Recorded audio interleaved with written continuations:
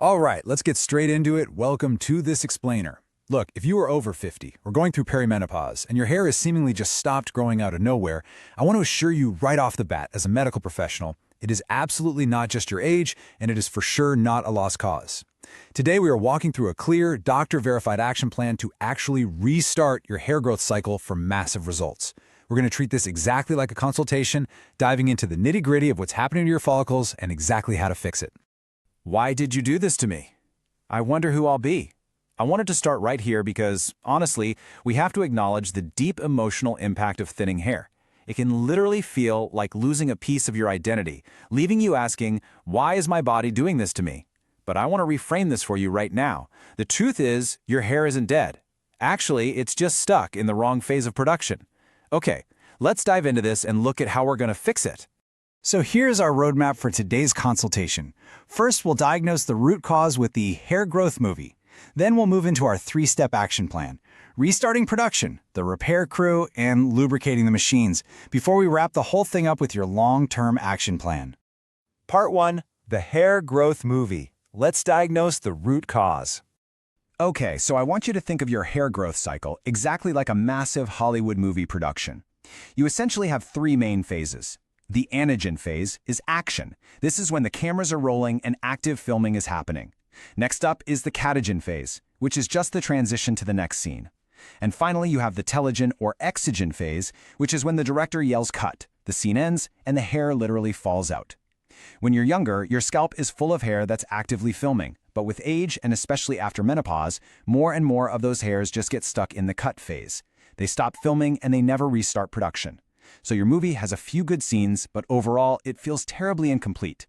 And you know what? That is exactly what thinning hair looks like.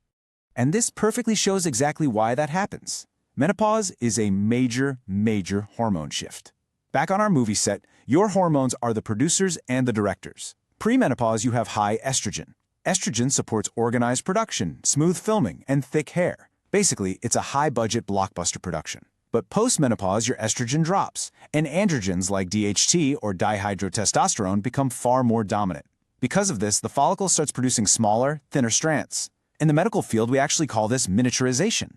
It's exactly like the budget for your movie getting suddenly slashed. Instead of a high-quality blockbuster, you get smaller, much weaker scenes.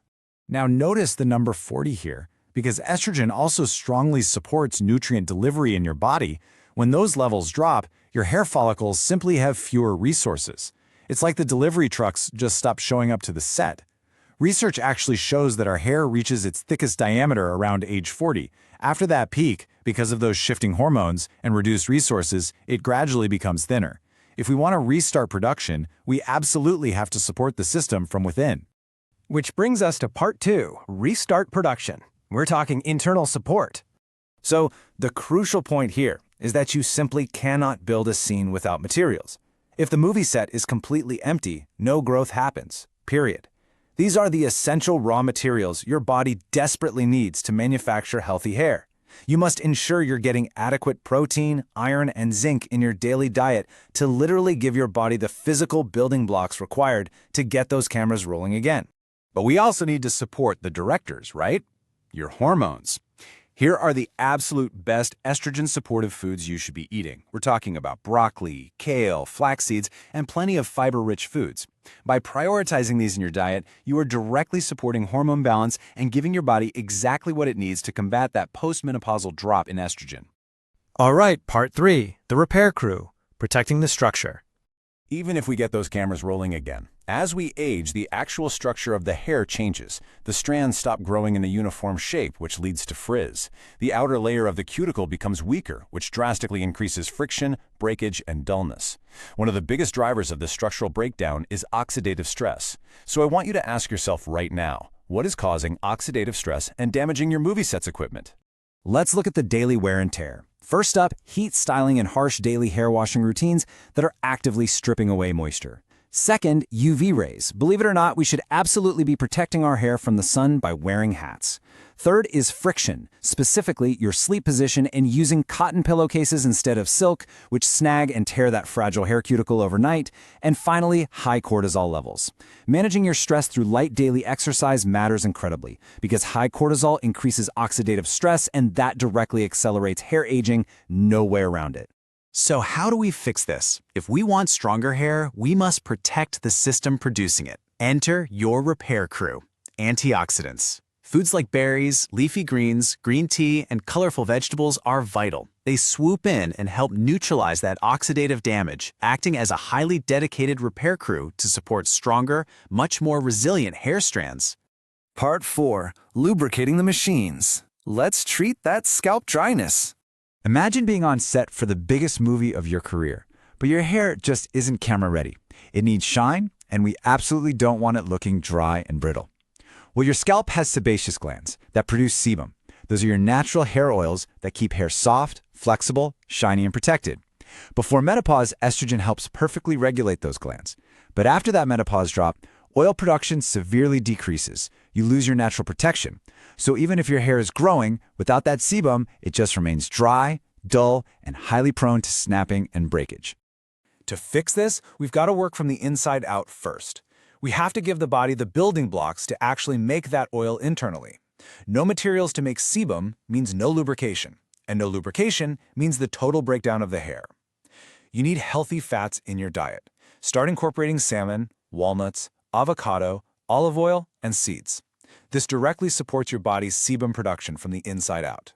Once we support it internally, then we can enhance it from the outside. Look, conventional medical treatments like minoxidil stimulate growth artificially, but they often completely ignore the specific challenges of menopause.